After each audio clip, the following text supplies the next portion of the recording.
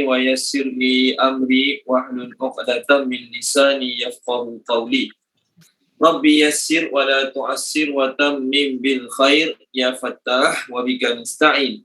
Subhanaka la ilma lana illa ma 'allamtana innaka antal alimul hakim. Allahumma anfa'na bima 'allamtana wa 'allimna ma yanfa'una wa zidna ilma walhamdulillahi rabbil alamin. Okey. Minggu lepas kita dah terangkan ayat 1 dan juga sebab-sebab diturunkan surah. Jadi hari ini kita akan sambung surah Al-Ikhlas ayat nombor 2. Okey. Ayat 1, Qul huwallahu ahad, minggu lepas. Katakanlah wahai Muhammad, dialah Allah yang Maha Esa, yang satu, yang tunggal. Okey.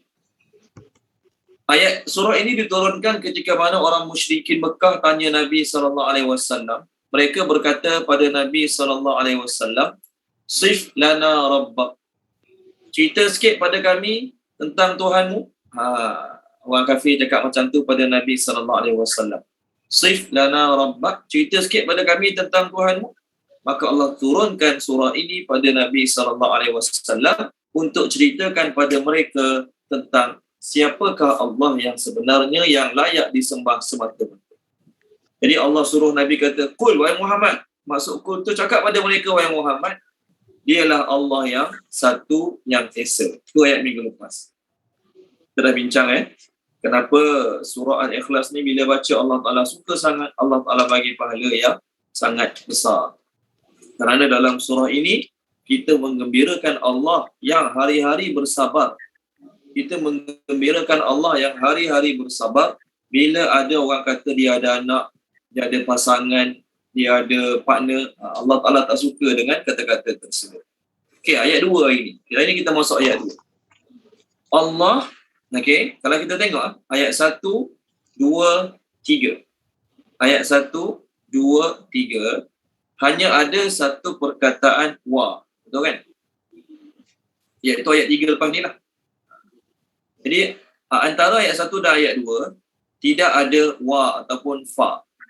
Kalau ada wa maksudnya dan Allah itu.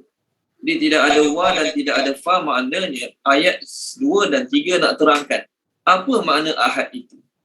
Apa makna satu itu? Apa makna esa itu? Jadi ayat 2 ini Allah As-Samad. Okey, terjemah dia Allah lah tempat bergantung, Allah lah tempat berharap.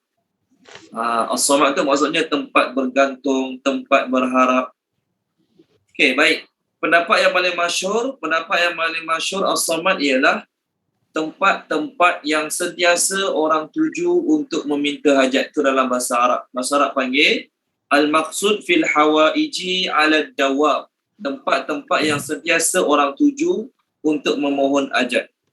Itu sebenarnya dalam bahasa Arab. Dalam bahasa Melayu kita terjemah tempat bergantung, tempat berlindung, tempat meminta, tempat berharap, semua boleh. Tak ada masalah. Okey. Dalam bahasa Arab maksudnya tempat orang sentiasa mohon hajat. Ada pendapat mengatakan maksud As-Samad ialah satu zat yang mana sentiasa kekal, sentiasa ada walaupun setelah kehancuran seluruh makhluk-makhluknya. Ini pendapat kedua lah. Pendapat pertama tadi, tempat berhajat, meminta tolong, minta perlindungan, minta bantuan. Pendapat kedua, maksud As-Samad adalah satu zat yang sentiasa kekal setelah kehancuran makhluk-makhluknya. Ada pendapat mengatakan As-Samad maksudnya ialah satu zat yang tiada apa lagi lebih atas, lebih tinggi daripadanya. Tiada apa lagi yang lebih tinggi, lebih atas daripada. Allah Subhanahu Wa Ta'ala ciptakan manusia. Allah Subhanahu Wa Ta'ala ciptakan manusia. Sifatnya ingin mencari Tuhan. Ingin mencari Tuhan. Itu sifat Allah buat pada manusia. Betul kan? Baik dia Islam, baik dia kafir, last sekali ada masalah, orang tak boleh tolong, oh God, keluar juga nama Allah last sekali kalau orang kafir. Kalau Hindu disebutlah nama Tuhan Hindu dia. Kalau Buddha disebutlah nama Tuhan Buddha dia. Allah memang buat manusia sifat dia nak mencari Tuhan. Okey, kecuali adalah sebahagian yang tak percaya Tuhan tu. Okey. Itu dipanggil mustasyrikin ataupun orang etis orientalis. Baik. Orang musyrikin Mekah pun orang musyrikin Mekah pun, bagi mereka, mereka ada berhala-berhala yang mereka anggap sebagai Tuhan. Tapi ketika mana terdesak, ketika mana suasana apa kita panggil, ketika mana mereka dalam kesulitan, mereka akan buang berhala-berhala mereka, masa tu minta pada Allah sahaja. Tolong baca boleh, Puan Aliza Ali, surah Al-Isra. Boleh tak? Surah Al-Isra. Muka surat 289 ayat 67.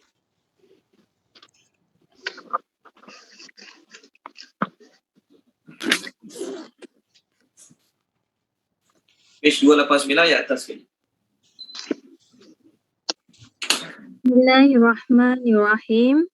Dan apabila kamu ditimpa bahaya di lautan, hilanglah semua yang biasa kamu seru kecuali Allah. Tetapi setelah Dia menyelamatkan kamu ke daratan, kamu berpaling daripadanya.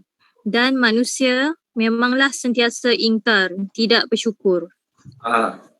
Ini untuk orang musyrikin Mekah. Bagi mereka, mereka ada banyak berhala.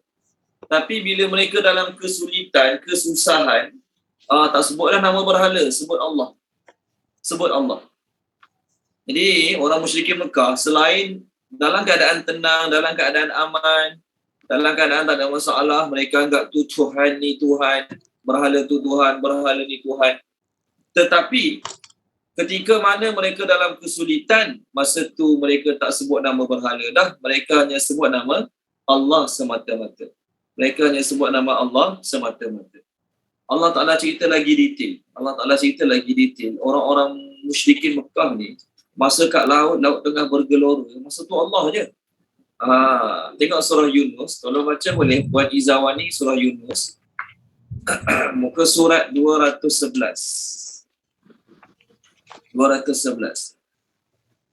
Ayat 22 dan 23. Boleh Puan Izawani, 211 ayat 22 dan 23. Bismillahirrahmanirrahim. Dialah yang menjadikan kamu dapat berjalan di darat dan di laut dengan diberi kemudahan menggunakan berbagai jenis kenderaan. Sehingga apabila kamu berada di dalam kapal dan kapal itu pula bergerak laju membawa penumpang-penumpangnya dengan tiupan angin yang baik dan mereka pun bergembira dengannya. Tiba-tiba datanglah kepada mereka angin ribut yang kencang dan mereka pula didatangi ombak dari segenap penjuru.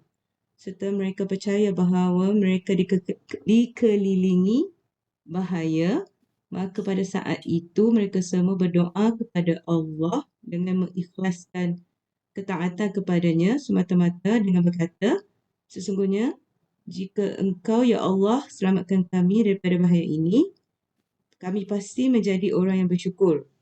23. Tetapi sebaik sahaja Allah menyelamatkan mereka, mereka terus melakukan kezaliman di muka bumi tanpa sebarang alasan yang benar. Wahai manusia, sesungguhnya kezaliman kamu itu hanyalah bala bencana terhadap diri kamu sendiri. Itu hanyalah kesenangan hidup di dunia yang sementara. Kemudian kepada kamilah tempat kembalinya kamu, maka kami akan memberitahu apa yang kamu telah lakukan. Okey. Terima kasih Puan Izawani. Manusia memang Allah Ta'ala buat nak mencari Tuhan, nak pergi menuju pada Tuhan. Benda tu lebih nampak ketara bila dia ditimpa kesusahan, kesulitan, dalam bahaya. Masa tu tak sebut dah nama berhala-berhala, sebut nama Allah Ta'ala saja. Satu ayat lagi, sama macam ni juga. Tolong baca boleh Puan ni, muka surat 404 ayat 65. 404 ayat 65.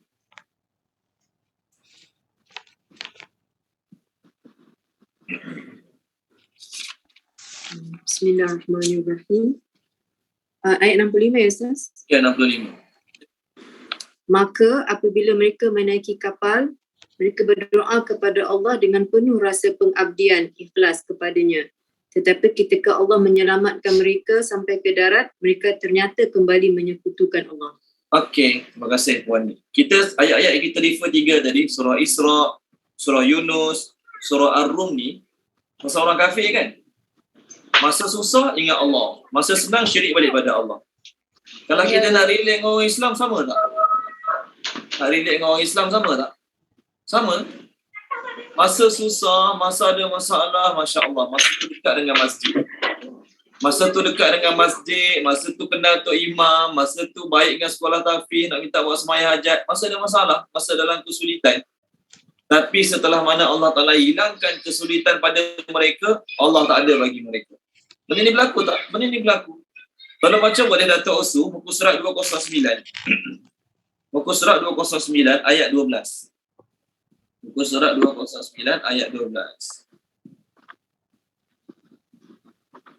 Ayat ni walaupun untuk orang musyrikin tapi samalah macam orang Islam juga hari ni. Masa susah je angkat tangan, ya Allah, ya Allah, ya Allah. Masa senang tak ada masalah, tak ada kesulitan, bukan dalam bahaya, Allah tak ada dalam hidup. Ayat berapa Ustaz? 12. 12. Ya. Bismillahirrahmanirrahim. Dan apabila manusia ditimpa bahaya, dia berdoa kepada kami dalam keadaan berbaring, duduk atau berdiri. Tetapi setelah kami hilangkan bahaya itu darinya, dia kembali ke jalan yang sesat. Seolah-olah dia tidak pernah berdoa kepada kami untuk menghilangkan bahaya yang telah menimpanya. Demikianlah dijadikan terasa indah bagi orang-orang yang melampaui batas terhadap apa yang mereka lakukan. Okey, terima kasih Datuk. Betul kan? Manusia ni bila Allah Ta'ala bagi kesusahan, kesulitan, bahaya, malapetaka, berdoa pada Allah sambil duduk, sambil berdiri, sambil baring. Apa maksudnya? Sepenuh masa, ingat Allah je. Setelah Allah hilangkan kesulitan, Allah tak ada dah dalam hidup dia. Jadi seolah-olah dia tak pernah berdoa pada Allah sebelum ni. Tadi kita cerita pasal orang kafir musyrikin. Orang Islam pun 2 kali 5. Orang Islam pun 2 kali 5. Masa Allah uji dengan masalah, masa tu kenal masjid. Kenal Tok Imam. Okey, bila dah Allah Ta'ala selesaikan masalah, hilangkan musibah, dah tak kenal Allah Ta'ala lagi. Okey, baik. Jadi ayat kita nak beritahu Allah tempat bergantung. Dalam ayat ini Allah guna nouns. Bila guna noun, apa maksud guna nouns? Maksudnya tidak terikat dengan masa. Apa maksud tidak terikat dengan masa? Allah tempat bergantung bukan untuk past tense saja, bukan untuk present tense sahaja, bukan untuk future tense sahaja. Tapi maksudnya setiap masa, setiap keadaan, seluruh masa Allah lah tempat bergantung. Ibnu Abbas radhiyallahu anhu berkata, ayat ni dalil yang Allah tu esa. Kerana satu masa nanti akan datang, manusia semua sedar Allah je lah tempat bergantung, Allah je boleh selamatkan. Kat dunia orang Islam yakinlah benda ni, Allah je boleh selamatkan, Allah je boleh sembuhkan, orang Islam yakin kat dunia. Tapi selain Islam, tokong dia boleh tolong, sami dia boleh tolong, jin dia boleh tolong, Tuhan dia boleh tolong kat dunia. Satu masa nanti Ibnu Abbas kata, semua manusia akan yakin dan percaya Allah je lah tempat untuk minta tolong. Macam Fir'aun, masa hidup mengaku Tuhan, masa dia nak mati, last sekali dia pun minta tolong pada Tuhan juga. Ini berlaku pada Fir'aun yang mengaku Tuhan. Orang lain lebih-lebih lagi macam tu. Dan Ibnu Abbas kata juga, ayat ni Allah nak tunjuk yang dia tidak berhajat pada manusia. Dia tidak berhajat pada manusia. Baik. Tanda seorang tu satu, esa, tunggal, ialah dia tidak memerlukan yang lain. Kita memerlukan tak? Kita memerlukan pasangan, memerlukan anak-anak, memerlukan tempat tinggal, memerlukan duit. Memerlukan apa lagi? Memerlukan tempat tinggal, memerlukan duit, memerlukan pasangan, anak-anak.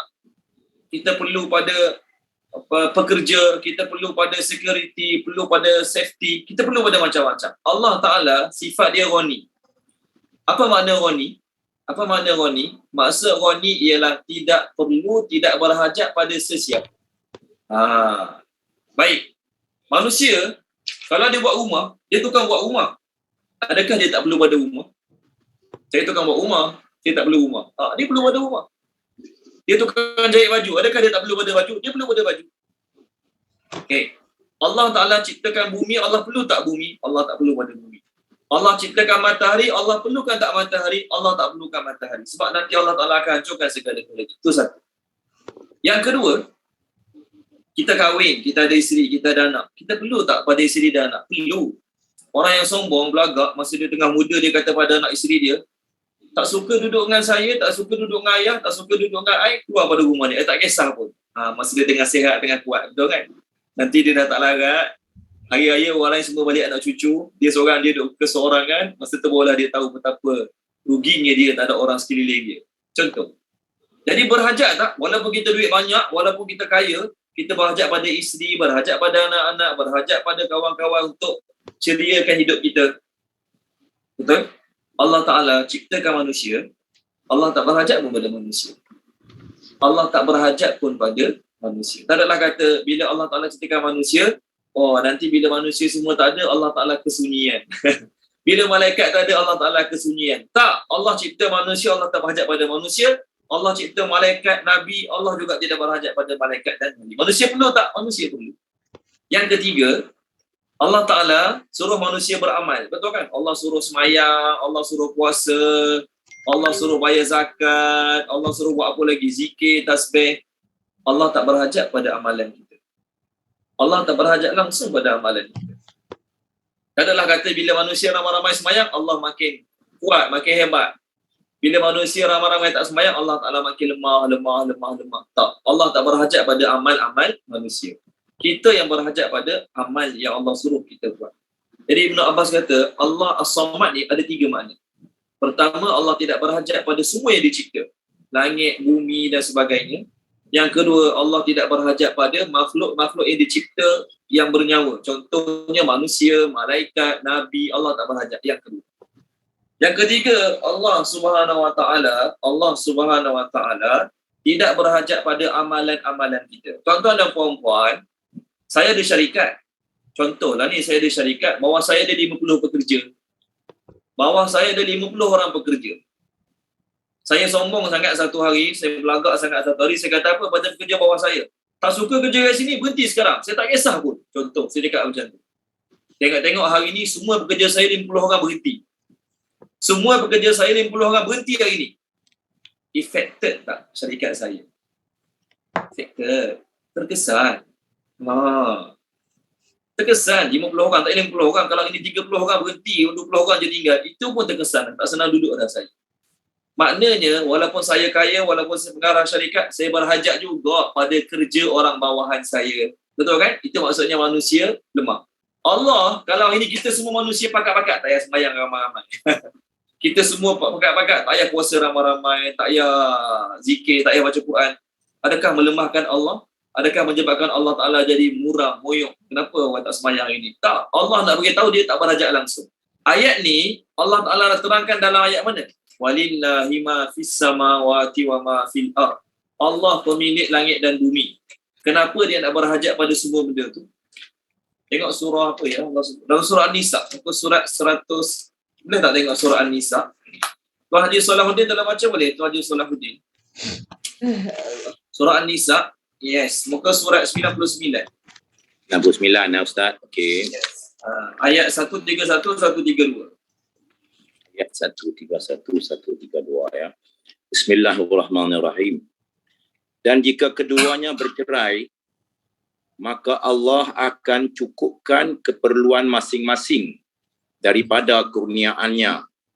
Dan Allah maha luas kurniaannya, lagi maha bijaksana. Okey, 131 Tuan Salahuddin, Tuan Haji Salahuddin, 131 dan 132. Ya. Dan milik Allah lah apa yang ada di langit dan apa yang ada di bumi. Dan sesungguhnya kami telah memerintahkan kepada orang yang diberi kitab suci sebelummu dan juga kepadamu agar bertakwa kepada Allah.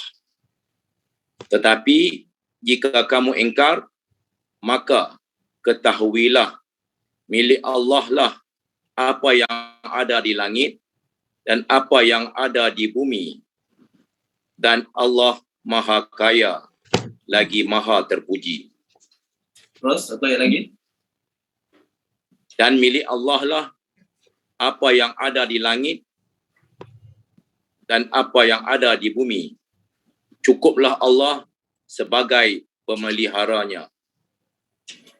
Okey. Tuan Haji Salahuddin punya intonasi macam tak nak berhenti lagi. Okey. Kalau dia punya Sambung lagi. macam nak berhenti lagi tu.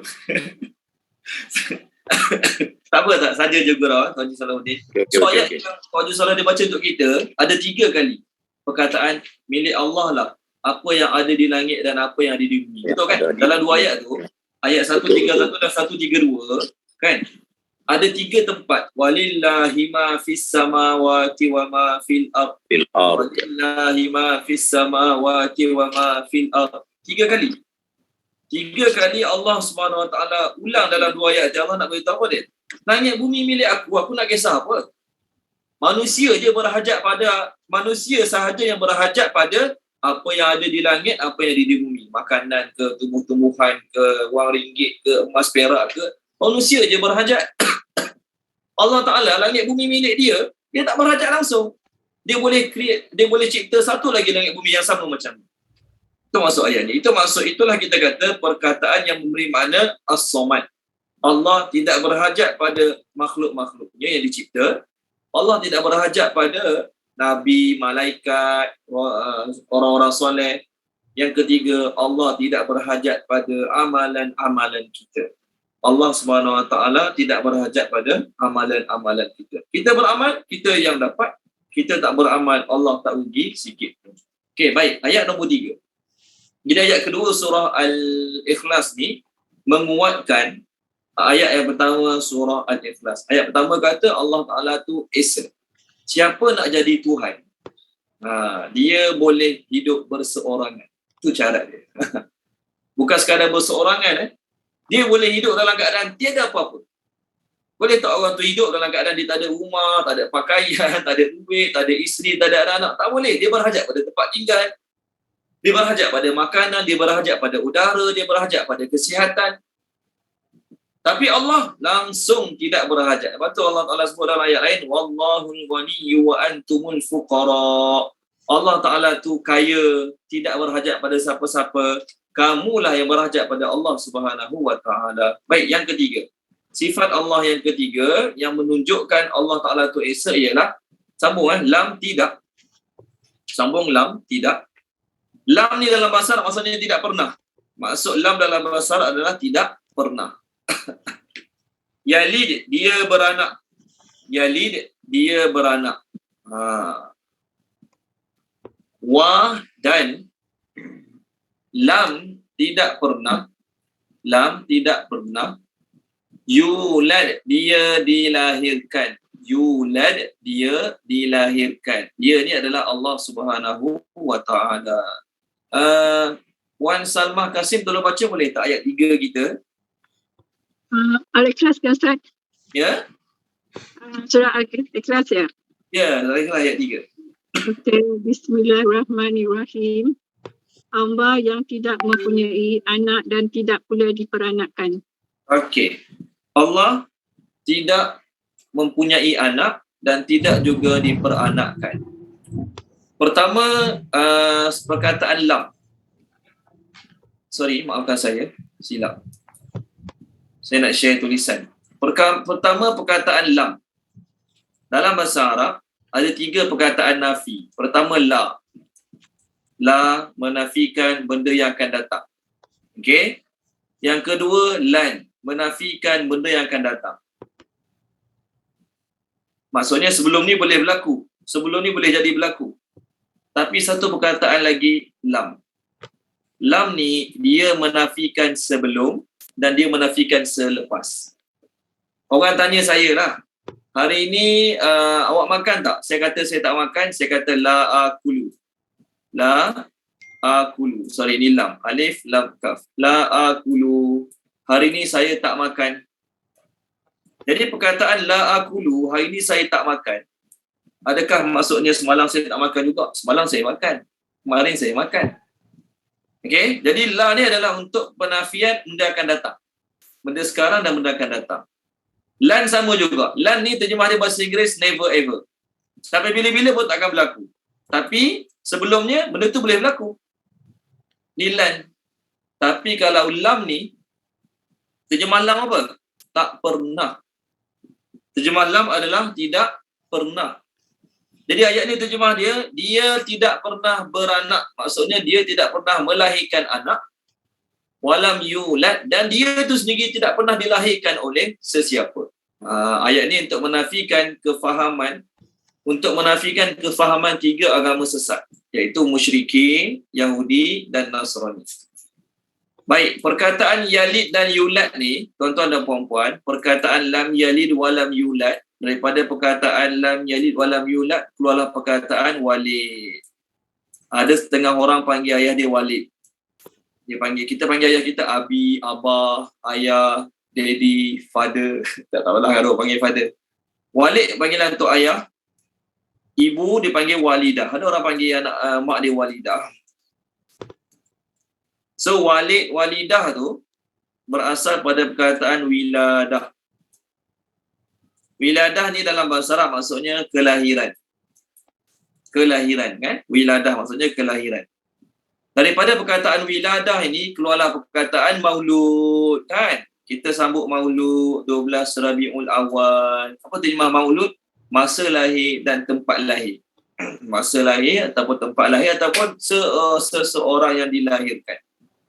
So daripada wiladah keluarlah walid, walidah, maulud, wiladah. Keluar juga perkataan kita yalid dengan yulad. Keluar juga perkataan aulad. Pernah dengar kan sekolah tadika nama Jenius Aulad. Jadi aulad tu maksudnya anak-anak, plural kepada waladun, seorang anak. Jadi Allah Ta'ala tak terlibat langsung dengan semua benda ni. Nak kata Allah Ta'ala walid tak boleh, walidah tak boleh. Nak kata Allah SWT aulad lagi dah tak boleh. Nak kata Allah Ta'ala maulud lagi dah tak boleh. Baik. Kalaulah Allah Ta'ala ada anak, katakanlah Allah Ta'ala ada anak, maka apa akan berlaku? Nanti anak dia kena ada cucu juga. Betul kan? Katakanlah Allah Ta'ala ada anak, pasal anak dia tak ada cucu. Jadi kata itu siapa lemah? Anak dia lah lemah sebab tak boleh melahirkan. Kalaulah kita sabitkan Allah Ta'ala boleh melahirkan, nescaya Allah juga mesti dilahirkan. Jadi bila Allah Ta'ala dilahirkan, Allah Ta'ala kena ada ibu ataupun kena ada ayah. Jadi mustahil Allah Ta'ala memiliki anak.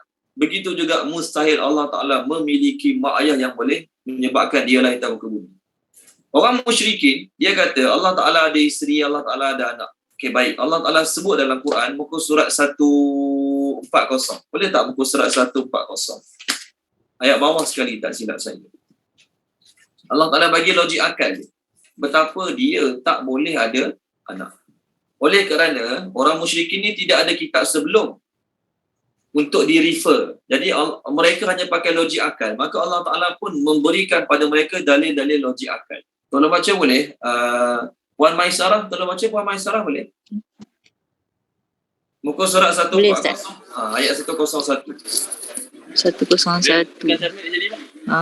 Dia Allah pencipta langit dan bumi. Bagaimana mungkin dia mempunyai anak padahal dia tidak mempunyai isteri? Dia menciptakan segala sesuatu dan dia mengetahui segala sesuatu. Okey. Logik akal. Terima kasih Puan Maisarah. Allah ciptakan segala-galanya, langit dan bumi. Mana mungkin dia ada anak? Sedangkan dia tak ada isteri. Pelik tak? Seorang tu, dia tak kahwin, dia lelaki, dia tak kahwin, tiba-tiba boleh ada anak. Pelik takkan lelaki tu beranak? Pelik lah. Kalau wanita tu, dia tak ada suami, mungkin suami dia meninggal, dia ada anak, tak pelik. Ataupun dia berpisah dengan suami, dia tak pelik. Ni suami, seorang lelaki tak pernah kahwin, tak pernah ada pasangan, tiba-tiba ada anak. Satu benda yang pelik. Jadi Allah Ta'ala bagi dalil logik akal yang dia tak layak ada anak. Itu satu. Yang kedua, apa dalil logik akal yang Allah Ta'ala tak layak ada anak, tak layak ada partner? Tengok surah Al-Anbiya, boleh tak? Surah Al-Anbiya. Al-Anbiya ke? Yes, surah Al-Anbiya. Tolong baca boleh? Tuan Haji Nasaruddin, tolong baca Tuan Haji Nasaruddin, boleh? Muka surat 323 ayat 22. Muka surat 323 ayat 22. Ya. 323.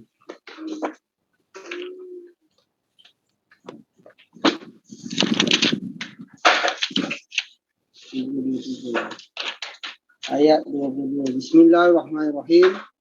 Seandainya kedua-duanya di langit dan di bumi ada tuan-tuan selain Allah, sudah tentu kedua-duanya telah binasa. Maha suci Allah yang memiliki aras daripada apa yang mereka sifatkan. Okey, terima kasih Tuan Haji Nasaruddin. Apa maksud ayat ni? Kalaulah, tengok Allah Ta'ala bagi dalil logik akal ni. Kalaulah Allah Ta'ala ada partner ke, ada isteri ke, ada anak, nescaya langit bumi boleh hancur. Siapa boleh bagi penerangan lah, siapa boleh jawab? Kenapa kalau Allah Ta'ala ada dua, langit bumi hancur? Tu point dia. Soalan saya. Kenapa kalau Allah Ta'ala ada dua, langit bumi hancur? Kenapa? Siapa nak cuba jawab?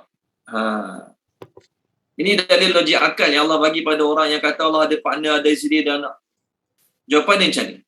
Kalaulah Allah Ta'ala ada dua, nescaya langit bumi hancur. Tahu tak kenapa langit bumi hancur? Allah yang pertama, dia kata petang ni aku nak buat hujan dekat Shah Alam. Allah kedua kata, tak nak hujan petang ni. Aku nak tengok orang main bola petang ni. Kalau hujan, orang tak boleh main bola. Jadi Allah pertama dengan Allah kedua dah ada perbezaan kehendak. Okeylah, bab bola okey lagi lah. Mungkin Allah pertama boleh mengalah dengan Allah yang kedua. Tapi kalau hari-hari mereka sentiasa ada pertentangan, lama-lama Allah Ta'ala yang satu akan pecah hati terhadap Allah Ta'ala yang kedua. Betul? Jadi Allah A akan ajak malaikat-malaikat geng dia, Allah B akan ajak malaikat-malaikat geng dia. Lalu akan berlakulah peperangan antara dua Tuhan merebut kuasa. Betul kan? Berlakulah peperangan antara dua Tuhan merebut kuasa. Jadi bila dua Tuhan berpegang rebut, ya? Ustaz tengok cerita Hancock, Ustaz. Kita Hancock. Hancock ni saya tahu tayar je Tuan Haji Salahuddin. Tayar Hancock saya tahu. Oh, Hancock tu kita apa? Tayar Hancock yang Hancock ni yang Will Smith tu, yang dua-dua tu dewa. Nanti saya cari YouTube. Cerita apa Will Smith? Hancock. Hancock. Lepas tu macam dua dewa lah. Laki bini. Tapi mereka tak sama. So, selalu berkelahi lah. Nanti saya cari YouTube. Okey, itu jawapan dah Ustaz. Lama lah ni. Ustaz tanya tu jawapan dia betul lah kan? Ya, betul. Masing-masing ada kuasa. Masing-masing kena. Okey. Ya, betul Tuan Haji Salahuddin. Saya tahu Hancock tu tayar je saya tahu. Okey. Nanti saya tengok YouTube insya-Allah. Cerita lama lah kot kan? Terlama nak. Okey, baik. Betul kan? Jadi, itulah jawapan dia. Bila Tuhan ada dua, masing-masing berebut kuasa, siapa jadi mangsa? Siapa jadi mangsa kalau masing-masing tu berebut kuasa? Elephant fight elephant, the grasshopper in the middle. Betul kan? Ada seorang tu cakap. Saya tak tahu siapa dia. Okey? Jadi Tuhan besar lawan Tuhan besar. Kitalah rakyat biasa ni, kitalah manusia biasa jadi mangsa. Langit bumi hancur, gunung-gunung hancur, negara-negara semua hancur. Kenapa? Berlaku perebutan kuasa antara dua Tuhan. Sekarang ni langit bumi hancur tak? Gunung-gunung hancur tak? Cakrawala hancur tak? Langit bulan matahari hancur tak? Tak hancur. Itu tandanya bumi ini sekarang hanya dikelolai, hanya dikuasai oleh seorang sahaja. Ini dari logik akal. Yang Allah Ta'ala itu Esa, Allah Ta'ala itu tunggal. Baik. Apa orang-orang sekarang kita nak bincang, orang Yahudi, orang Nasrani punya salah faham tentang ketuhanan. Tengok muka surat 191. Tolong baca Puan Nur Hidayah Ahmad boleh? Puan Nur Hidayah Ahmad 191. 191 ayat yang ke sekejap Ni nak cerita orang Yahudi punya salah faham dan orang Nasrani punya salah faham yang mengatakan Allah Ta'ala ada anak. Ayat 30. Puan Nur Hidayah Ahmad tolong baca ayat 30. Okey. Bismillahirrahmanirrahim. Dan orang-orang Yahudi berkata Uzair putera Allah, dan orang-orang Nasrani berkata Al-Masih Isa putera Allah, dan itu adalah ucapan yang keluar daripada mulut mereka. Mereka meniru ucapan orang-orang kafir yang terdahulu. Allah melaknat mereka, bagaimana mereka boleh berpaling daripada kebenaran. Okey, terima kasih Puan Nur Hidayah. So dalam ini Allah sebut dua salah faham. Pertama, orang Yahudi kata Uzair anak Allah, orang Nasrani kata Isa anak Allah. Adapun orang Yahudi ni bermula zaman Nabi Daud. Maksudnya Yahudi sebelum zaman Nabi Daud tak ada lagi yang cakap Uzair anak Allah. Uzair ni datang selepas zaman Nabi Daud. Okey, Uzair orang putih panggil Ezra.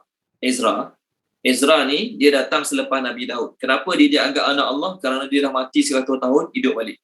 Jadi orang kata dia anak Allah, Uzair. Bukan semua Yahudi lah, maksudnya Yahudi yang datang selepas zaman Nabi Daud. Adapun Nabi Isa anak Allah, orang Kristian punya kefahaman. Dua. Yang ketiga, orang musyrikin. Orang musyrikin kata Allah Ta'ala ada anak-anak perempuan. Siapa anak perempuan Allah? Malaikat-malaikat. Wan Nur Iznida, tolong baca boleh tak? Saya cari muka surat sekejap. Orang-orang musyrikin kata malaikat-malaikat adalah anak perempuan Allah. Surah Zukhruf, yes. Muka surat 490. Tolong baca Wan Nur Iznida. 90. Ada? Wan Nur Iznida ada? Ada. Okay. Ayat berapa, Ustaz? Muka surat 490 ayat 19. Bismillahirrahmanirrahim. Dan mereka menjadikan malaikat-malaikat hamba-hamba Allah yang Maha Pengasih itu sebagai jenis perempuan. Apakah mereka menyaksikan penciptaan malaikat-malaikat itu? Kelak akan dituliskan kesaksian mereka dan akan dimintakan pertanggungjawaban. Okey, buat Iznillah. Ayat tu tak beritahu kan? Dia tak beritahu anak Allah kan? Dia hanya beritahu malaikat tu perempuan. Okey, cukup. Buat Iznillah boleh tak buka muka surat 273? 273 ayat 57. 273 ayat 57. Tadi dia beritahu malaikat tu perempuan. So perempuan malaikat tu apa fungsi malaikat perempuan bagi mereka? Boleh tak buka muka surat 273 ayat yang ke-57? Ayat ke-57. Dan mereka menetapkan anak perempuan bagi Allah, Maha Suci Dia, sedang untuk mereka sendiri apa yang mereka sukai, anak laki-laki. Okey, terima kasih. Orang musyrikin dia suka dapat anak lelaki. Bangga dapat anak lelaki. Tapi untuk Allah, Allah ada anak perempuan, tak ada anak lelaki. Anak Allah semua perempuan. Sebab tu nama-nama berhala mereka. Ingat tak nama-nama berhala orang musyrikin?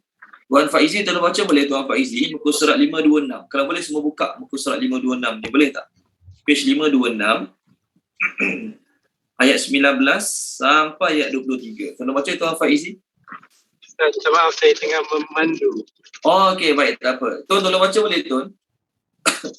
Muka surat 526, ayat 19 sampai ayat 23.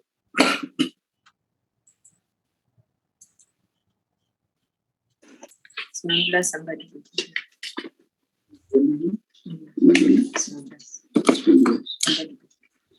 Bismillahirrahmanirrahim. Setelah kamu, wahai kaum musyrik Makkah, mendengar keterangan yang membuktikan kekuasaan dengan keagungan Allah, maka adakah kamu nampak bahawa Al-Lat dan Al-Uzza Ya, betul. serta Manat yang ketiga yang bertaraf rendah lagi hina itu layak disembah dan dianggap sebagai anak perempuan Allah. Patutkah kamu membahagikan untuk diri kamu sendiri anak lelaki yang kamu sukai dan untuk Allah anak perempuan yang kamu benci? Pembahagian yang demikian sudah tentu suatu pembahagian yang tidak adil. Benda-benda yang kamu sembah itu tidak lain hanyalah nama-nama yang kamu dan datuk nenek kamu menamakan. Allah tidak sekali-kali menurun sebarang bukti yang membenarkannya. Mereka yang berbuat demikian tidak menurut melainkan sangkaan-sangkaan dan apa yang diingini oleh hawa nafsunya. Padahal demi sesungguhnya telah datang kepada mereka petunjuk dari Tuhan mereka. Okey, terima kasih. Nama-nama, ayat ni Allah kata nama-nama tu Allah tak pernah turunkan pun. Mereka sendiri. Jadi ada 3 nama Tuhan mereka. Al-Lata, Al-Uzza, Al-Manat. Tahu tak Al-Lata ni adalah female ataupun kita kata feminin bagi lafaz Allah. Dia Allah ni nama bagi lelaki. Perempuan dia Al-Lata. Al-Uzza ni adalah nama perempuan bagi yang lelaki ni Al-Aziz. Al-Aziz nama Allah, yang lelaki. So nama Tuhan perempuan Al-Uzza. Al-Manat nama bagi Tuhan perempuan. Jadi Tuhan lelaki nama apa? Tuhan lelaki. Tuhan lelaki nama Al-Mannan. Ada orang nama Haji Manan kan. Jadi Al-Mannan tu nama Allah. Al-Mannan. Ya Hannan, Ya Mannan. Jadi ni semua nama-nama lelaki. Allahu, Al-Aziz, Al-Mannan. So ni Al-Lata, Al-Uzza, Manat, nama-nama perempuan. Nama-nama perempuan. So siapa perempuan-perempuan ni bagi orang musyrikin? Bagi orang musyrikin, perempuan-perempuan ni adalah malaikat-malaikat yang mereka anggap sebagai anak perempuan Allah. Allah jugalah, senang cerita. Ke akhirat nanti Allah Ta'ala tanya malaikat, wahai malaikat, kamu ke suruh diorang sembah kamu sebagai Tuhan?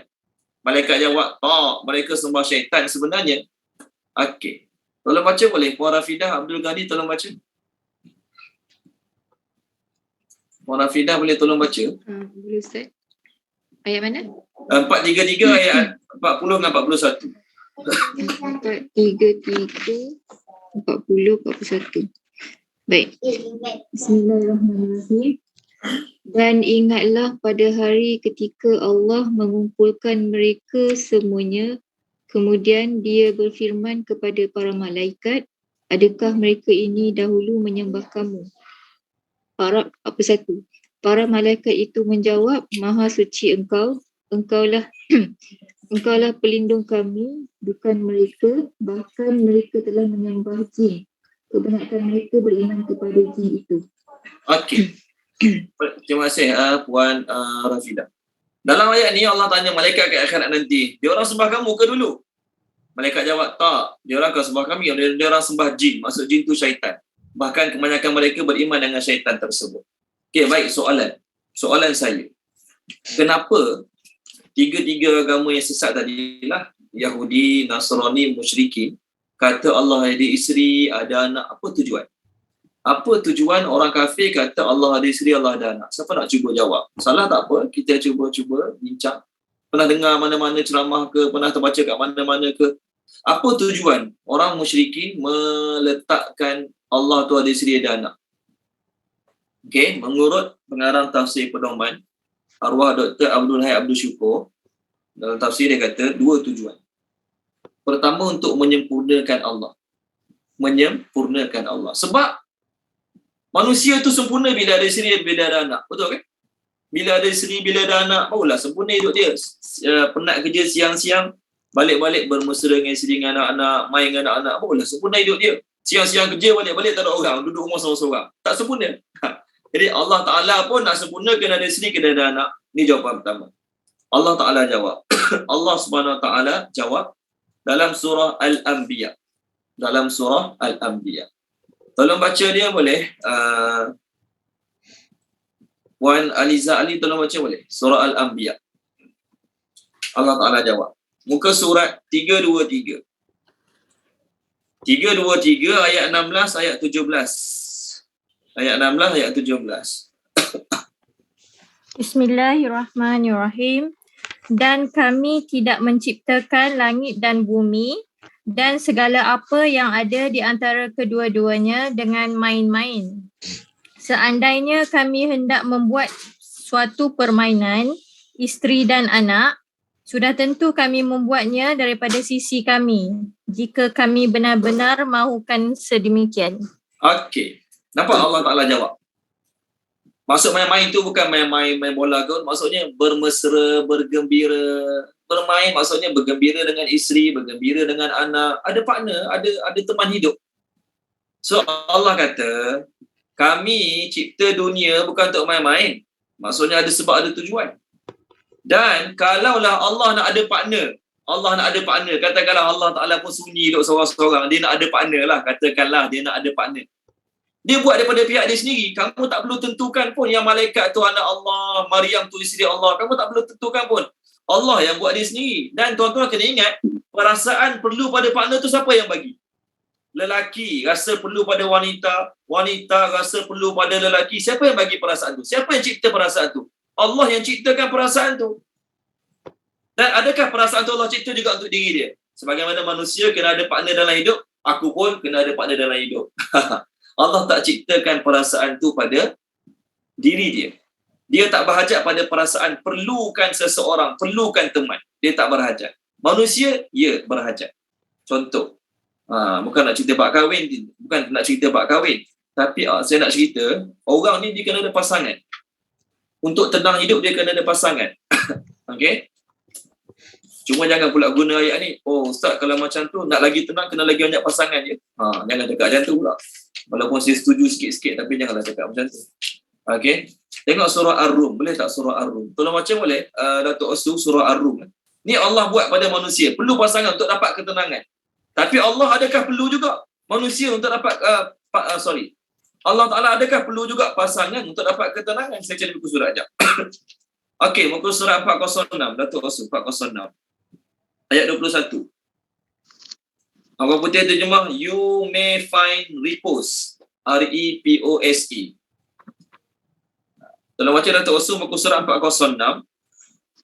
Ayat yang ke 21. Bismillahirrahmanirrahim.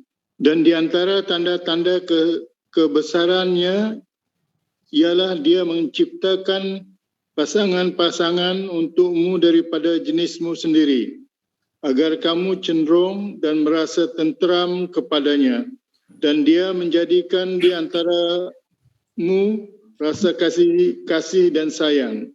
Sesungguhnya yang demikian itu benar-benar terdapat tanda-tanda kebesaran Allah bagi kaum yang berfikir.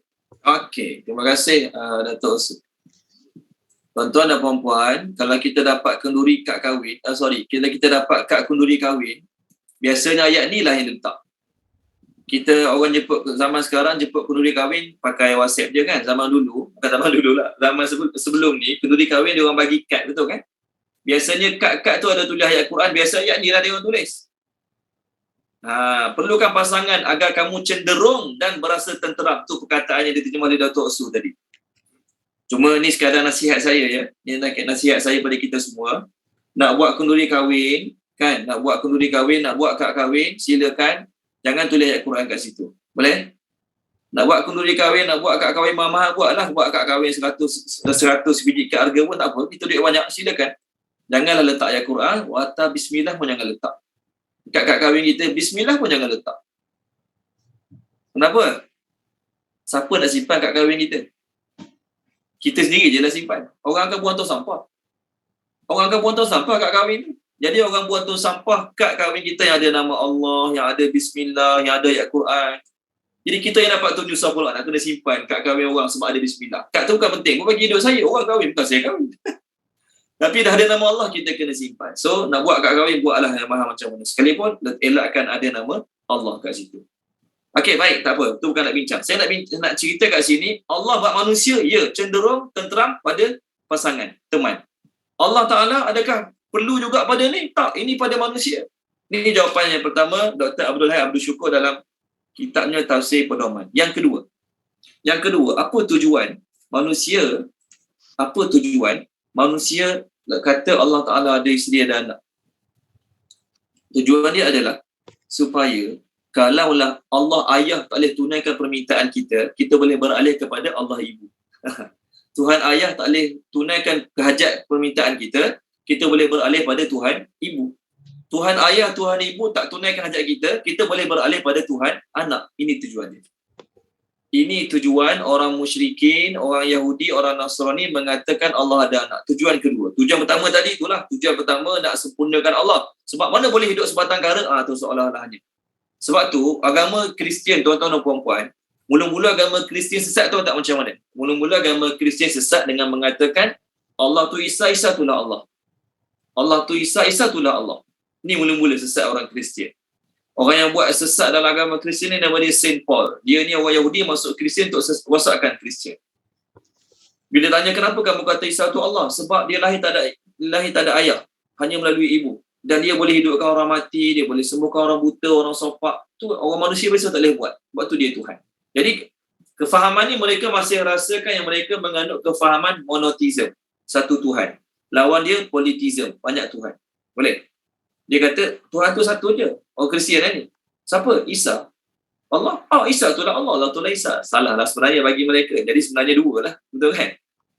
Lepas beberapa tahun, Saint Paul ni dia nak ajak orang Rom masuk agama Kristian. Saint Paul, dia nak ajak orang Rom masuk agama Kristian. Rom sebelum tu adalah pemegang kuat kefahaman politism. Tuhan tak boleh satu. Mustahil Tuhan satu. Orang Rom sebelum tu. Maka untuk tackle orang Rom masuk Kristian, maka Saint Paul kata, Tuhan kami pun 3 juga. Tuhan kami pun 3 juga. Situlah bermulanya Allah ada isteri, iaitu Maryam, dan Allah ada anak, iaitu Nabi Isa AS. Dekat situlah sesatnya agama Kristian. Jadi kalaulah Tuhan Allah tak boleh nak tunaikan permintaan kita, hajat kita, ni orang musyrikin nak, orang Kristian katalah, kita boleh beralih pada Tuhan Ibu. Tuhan Allah tak tunaikan hajat, Tuhan Ibu tak tunaikan hajat, beralih pula pada Tuhan Anak. Ini 2 tujuan mereka mengatakan Allah ada isteri, Allah ada anak. Allah kata dalam Quran, 2 batil. Sebenarnya, hakikatnya mereka ikut syaitan. 2 point. Hakikatnya mereka ikut syaitan. Tengok muka surat 1:9, muka surat 9, ya, surah An-Nisa tadi. 90 lebih. Saya muka surat sekejap boleh? Yes, muka surat 97. Muka surat 97, ayat yang ke-117. Tolong baca boleh? Muka surat 97, ayat yang ke-117. Tolong baca dia, Puan Azlina Yusof, boleh? Puan Azlina, tolong baca. Boleh. Muka surat 97 ayat 117 ya Ustaz. Ya. Bismillahirrahmanirrahim. Yang mereka termute-kan Puan Azlina, mute lah. Tolong mute-kan balik. Dengar sikit je. Lepas tu mute. Puan Azlina kena mute-kan. Mungkin tertekan mute.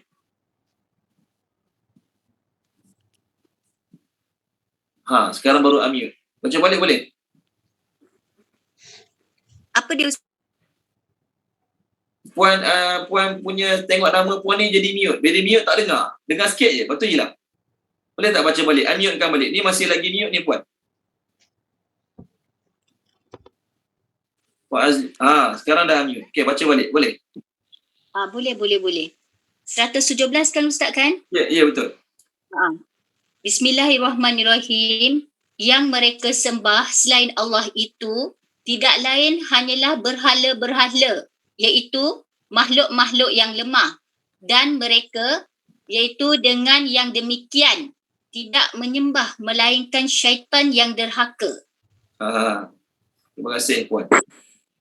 Apa saja alasan mereka kata Allah ada isteri ke Allah ada anak, Allah Ta'ala reject. Hakikatnya mereka sedang menyembah syaitan yang derhaka.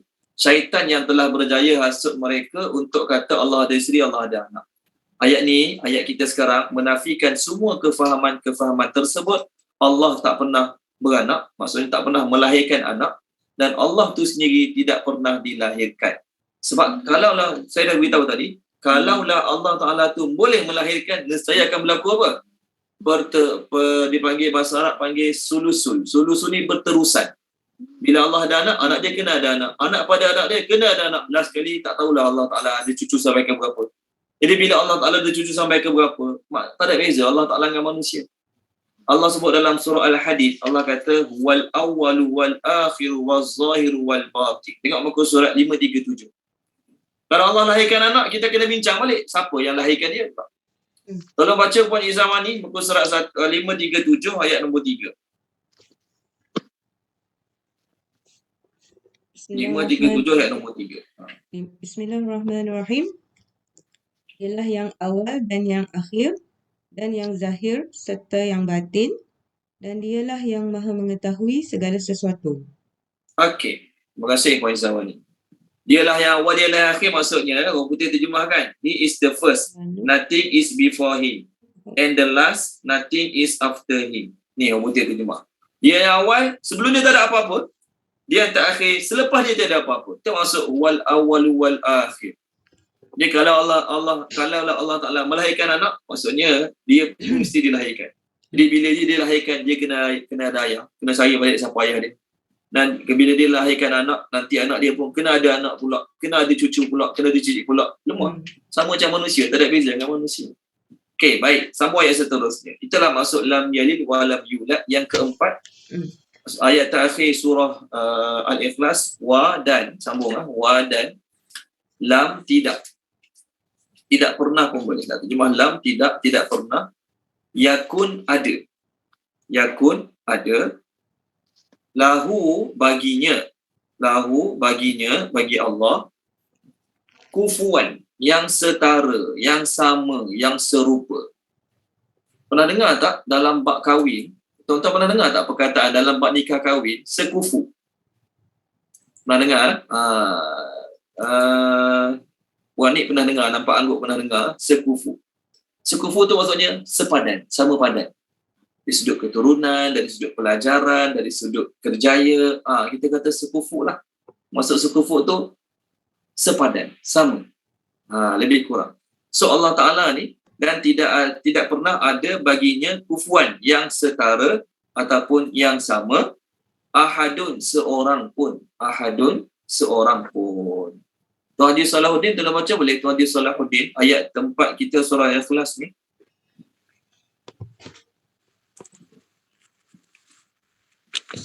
Ya, Ustaz. Ayat keempat dah. Ya. Walam yalid, walam yakun lahu kufuwan ahad. Dan tidak ada sesuatu pun yang setaraf dengannya. Okey. Tidak ada sesuatu pun yang serupa ataupun setaraf dengannya. Tuan-tuan dan puan-puan, kufuan ni dari sudut bahasa, ni pun saya baru jumpa tadi dalam tafsir Hasyiah Sawi. Kufuan ni dari sudut bahasa, dia adalah kesinambungan ataupun kita kata himpunan daripada 3 perkataan dalam bahasa Arab. Pertama, bahasa Arab panggil tamsil. Tamsil ni, maksud tamsil apa? Sama sebiji. 100% sama. Dia panggil tamsil. Bahasa Melayu panggil apa? Misalnya, bahasa Melayu panggil misalnya kan. Jadi tamsil dalam bahasa Arab maksudnya sama 100% sebiji. Dia panggil tamsil. Bahasa Melayu panggil tamsilan, tak ada kaitan lah ni. So tamsil ni maksudnya sama 100%. Terbalik, maafkan saya silap. Tamsil ni sebahagian besar sama. 80% sama. Tu tamsil. Yang kedua dipanggil tashbih. Tashbih. Tashbih ni sama 100%. Ta, shin, ba, ya, ha. Tashbih. Sama 100%. Sebiji lah. Kita panggil sebiji. Muka dia dengan muka dia sebiji. Tu tashbih. Yang ketiga dipanggil nazir.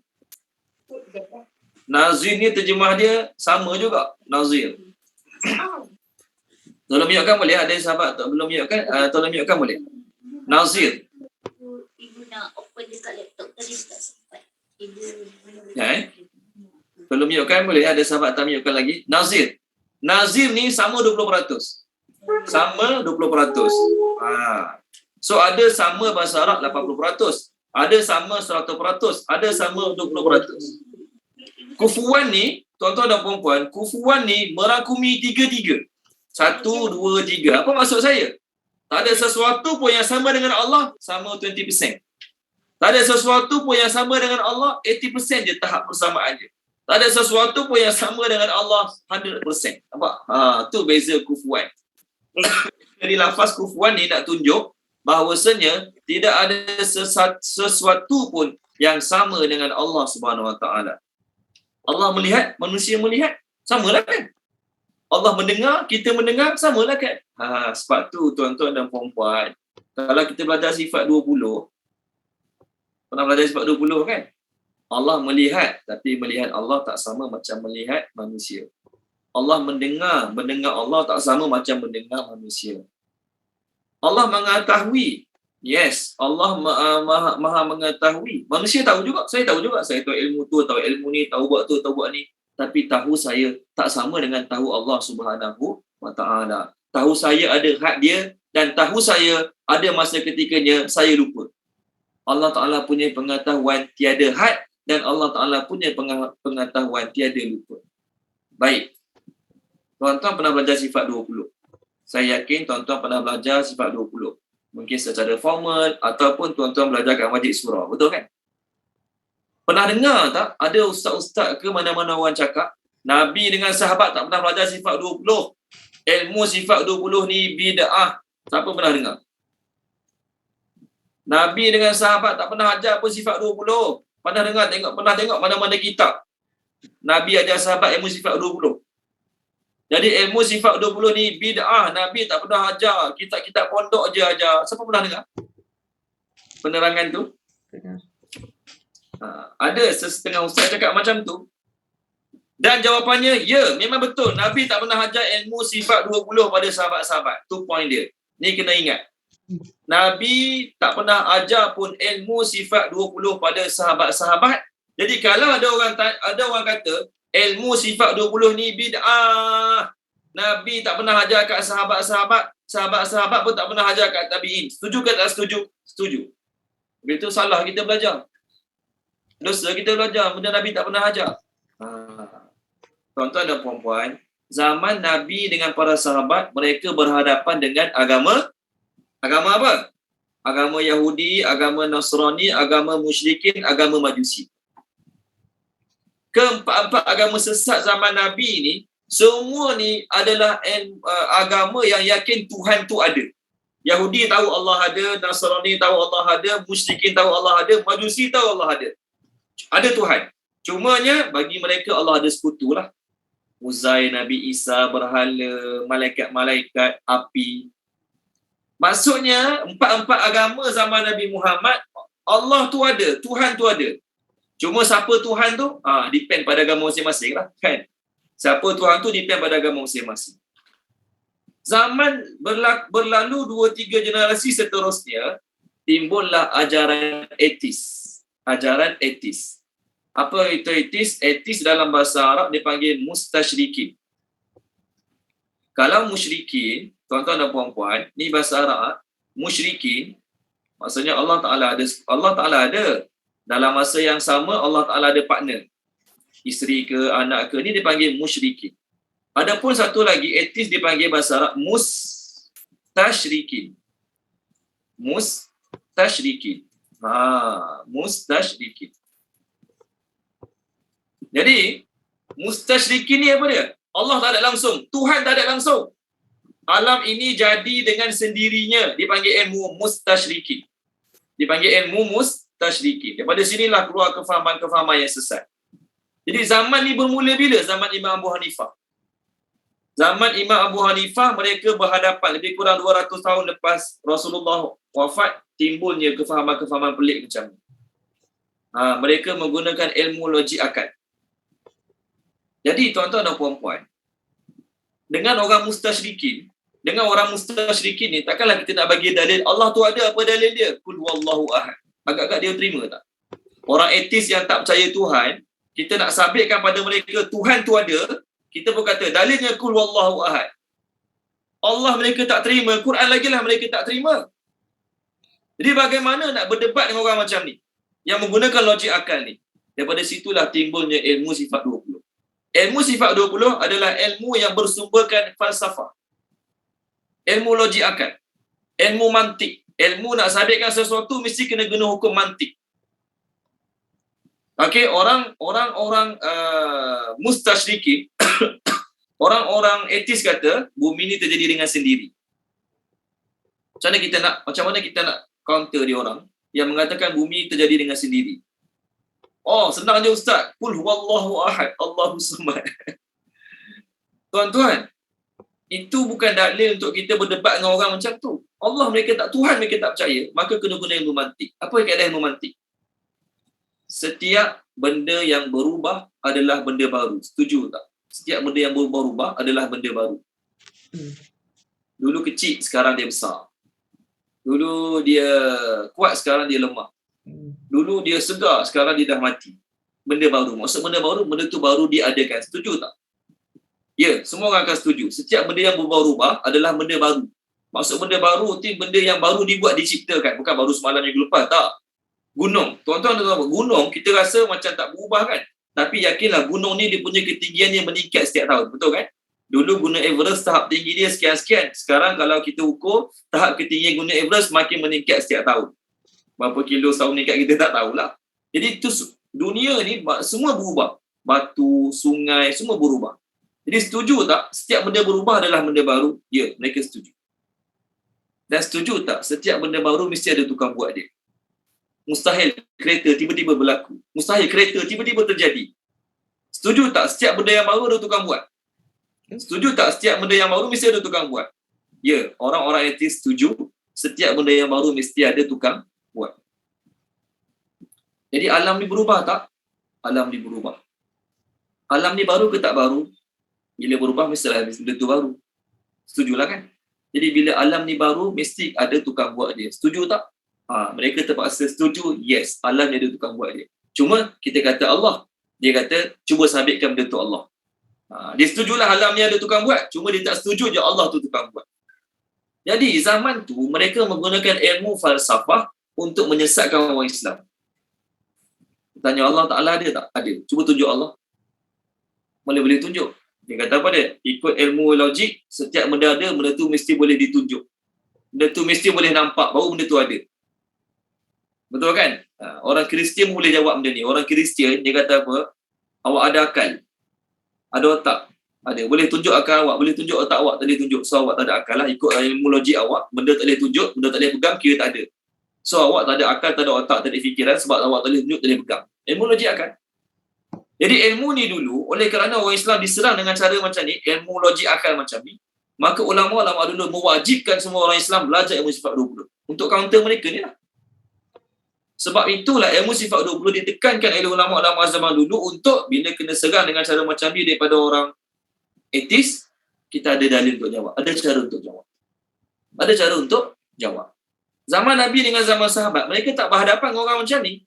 Jadi Nabi tak ajar sahabat ilmu ni. Betul lah Nabi tak ajar. Tapi zaman seterusnya, bila berhadapan dengan orang macam ni, maka kita berhajat pada ilmu falsafah, ilmu mantik ilmu mantik untuk counter mereka. Kita belajar ilmu silat bagus. Tapi nama orang pegang guna, kita punya ilmu silat bagus. Taekwondo bagus. Macam-macam tali pinggang kita pegang. Tapi nak berpegang dengan orang guna pistol, guna senapang, laku tak kita punya silat? Laku tak kita punya taekwondo? Tak laku. Macam itulah juga kita punya ilmu Quran bagus. Ilmu hadis bagus. Mantap Quran dan hadis kita. Tapi nak berhadapan dengan orang ilmu mantik, ilmu falsafah ni, boleh guna Quran hadis? Tak. Kena belajar juga cara ilmu mantik. Kena belajar juga cara ilmu mantik. Daripada situlah keluarnya ilmu sifat 20. Imam Abu Hanifah, dia kata apa? Zaman dia, Imam Abu Hanifah, zaman dia nak berdebat dengan seorang etis. Dia nak berdebat dengan seorang etis yang menggunakan ilmu logik akal, Tuhan tu tak ada. Maka Imam Abu Hanifah kata, okey boleh, Imam Abu Hanifah ni bijak. Dia kata boleh. Esok kita jumpa kat sekian tempat. Lalu keesokan harinya, orang tu tunggu dah Imam Abu Hanifah. Orang tu tunggu Imam Abu Hanifah. Orang etis ni dia kata alam ni berlaku dengan sendiri. Dia tak setuju ada tukang buat. Zaman Imam Abu Hanifah. Jadi Imam Abu Hanifah datang lambat. Imam Abu Hanifah datang lambat. Jumpa si etis ni tadi. Maka dia tanya, kamu ni imam, suruh orang tunai janji. Tepat waktu, jaga masa, kamu lambat. Imam Abu Hanifah kata, ya memang saya lambat. Sebab tadi saya nak lintas sungai. Saya nak lintas sungai. Bot tak ada, kapal tak ada, rakit tak ada. Saya tunggu. Setelah beberapa minit, barulah saya nampak kayu-kayu hanyut, berterbangan. Paku-paku berterbangan, bercantum, pok, jadi kapal, jadi perahu. Saya pun naik, dapat lintas, dapat jumpa kamu. Orang tu kata apa? Tak payah nak berdoa lah, tak payah nak menipu lah. Mana boleh kayu-kayu hanyut sama-sama dia, paku-paku hanyut sama-sama dia, bercantum, pok, jadi perahu. Boleh orang naik. Mustahil. Kayu-kayu bercantum kat sungai, paku-paku cantum kat sungai, jadi terjadi perahu dengan sendiri. Mustahil. Maka Imam Abu Hanifah jawab, kalau perahu yang kecil itu pun, kamu kata mustahil dia terjadi dengan sendiri. Bagaimana alam yang besar ini, kamu boleh kata dia terjadi dengan sendiri. Perahu yang kecil itu pun, kamu tak boleh terima dia terjadi dengan sendiri. Perahu kecil kau besar apa perahu? Benda kecil tu kamu tak boleh nak terima dia terjadi dengan sendiri. Bagaimana alam yang besar ini, kamu boleh kata dia terjadi dengan sendiri. Ni Imam Abu Hanifah punya bijak. Ada setengah orang etis yang dah cerdik sikit, dia kata, ya Allah ada. Allah hanya ciptakan kita. Dia kata, Allah hanya ciptakan kita. Perbuatan kita, kita sendiri buat banyak mana kita nak buat. Allah tak berhajat, Allah dia kata apa? Allah tak ambil, Allah tak berkuasa langsung nak menyekat apa kita nak buat. Kita nak buat apa, kita menyusul Allah hanya ciptakan kita, dia kata, Tuhan yang ciptakan kita. Kita punya perbuatan nak berlari, nak memegang, nak bergerak, tu semua dengan kuasa kita sendiri. Allah tak terlibat langsung. Ini kefahaman salah juga. Ini kefahaman Mu'tazilah. Maka mereka berdebat dengan Imam Abu Hanifah. Imam Abu Hanifah kata, okey baik, kamu kata Allah Ta'ala hanya ciptakan kita. Kita bebas nak buat apa kita nak buat kan dengan anggota badan kita. Okey? Dia pun tanya, Imam Abu Hanifah tanya, makhraj mim kat mana? Makhraj mim kat mulut. Sinilah mim. Antara dua bibir mim. Makhraj ha kat mana? Ni, kat kawasan kerongkong ni, ha. Okey. Mulut kamu, lidah kamu, kerongkong kamu, bibir kamu. Boleh tak kamu keluarkan makhraj ha kat tempat mim, makhraj mim kat tempat ha? Dah kamu kata kamu boleh buat apa saja kamu nak dengan anggota badan kamu. Kamu kan kata Allah hanya ciptakan kita. Kita berhak buat apa saja yang kita nak buat dengan anggota badan kita. Tak boleh. Benda senang pun tak boleh. Dan ilmu mantik dia kata apa dia? Manusia hanya mampu angkat sebelah kakinya sahaja. Manusia tak mampu nak mengangkat kedua-duanya serentak walaupun dua-dua kaki itu dia punya. Betul kan? Betul. Maksudnya apa dia? Allah Ta'ala, walaupun kita punya kaki, kita punya tangan, tapi tetap tertakluk dengan kehendak Allah Ta'ala juga. Tetap tertakluk dengan kehendak Allah Ta'ala. Kita boleh berlari, tapi ada hal kita tak mampu nak berlari. Penat sangat.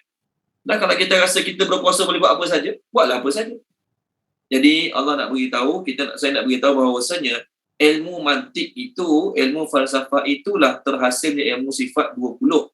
Yang mana dulu-dulu ulama mewajibkan orang Islam mempelajarinya ketika berhadapan dengan orang yang tak percaya Tuhan. Ketika berhadapan dengan orang yang tidak percaya Tuhan, ilmu sifat 20 sangat-sangat penting. Baik.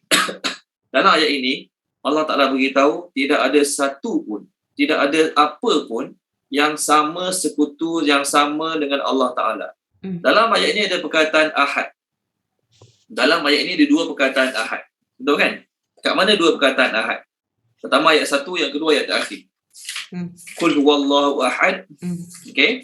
Yang kedua walam yakul lahu kufuwan ahad. Allah nak beritahu apa dia? Dalam dunia ni hanya ada satu je yang satu. Itu point dia. Dalam dunia ni hanya ada satu je yang satu. Siapa dia? Ayat nombor 1 tu lah. Allah. Kan? Ayat nombor 1 ada ahad. Ayat terakhir pun ada ahad.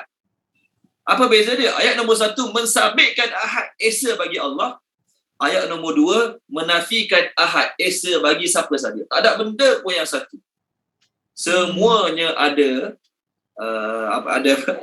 ada yang sama, ada yang serupa, sama kuat, sama tahu, sama hebat, sama mengetahui, sama mendengar. Tapi dengan Allah Ta'ala tidak ada satu pun yang sama dengan Allah Subhanahu wa Ta'ala. Itu maksud ayat yang terakhir surah Al-Ikhlas. Tuan-tuan dan puan-puan, sifat-sifat Allah dalam Quran, Allah Ta'ala ulang banyak kali. Sifat-sifat Allah dalam Quran, Allah ulang banyak kali. Allah Maha mendengar, Allah Maha mengetahui, Allah Ta'ala Maha melihat. Kan? Allah ulang banyak kali. Apa tujuan Allah ulang banyak kali? Kalaulah tujuan Allah untuk sekadar kita tahu, saya tak payah sebut banyak kali lah. Sebut 2 kali cukup, 3 kali cukup. Allah tu Al-Alim, Allah tu Al-Hakim, Allah tu Al-Khabir. Sebut 2 kali, 3 kali cukup. Tapi Allah sebut banyak kali. Apa tujuan dia? Nak suruh masuk dalam hati. Nak suruh perkataan tu masuk dalam hati. Sifat-sifat tu masuk dalam hati. Dalam ilmu tasawuf, tuan-tuan dan puan-puan, kalau belajar ilmu tasawuf, belajar 3-4 tahun, tanyalah, belajar tasawuf, belajar apa? Dah 3-4 tahun. Mereka kata, kami belajar 4 sifat. 4 sifat Allah. 4 sifat Allah je belajar 4 tahun. Ya, Allah Maha melihat, Allah Maha mendengar, Allah Maha mengetahui. Satu lagi apa dia? Allah Ta'ala mencatat. Allah Ta'ala Maha melihat, Maha mendengar, Maha mengetahui, dan Allah Ta'ala mencatat.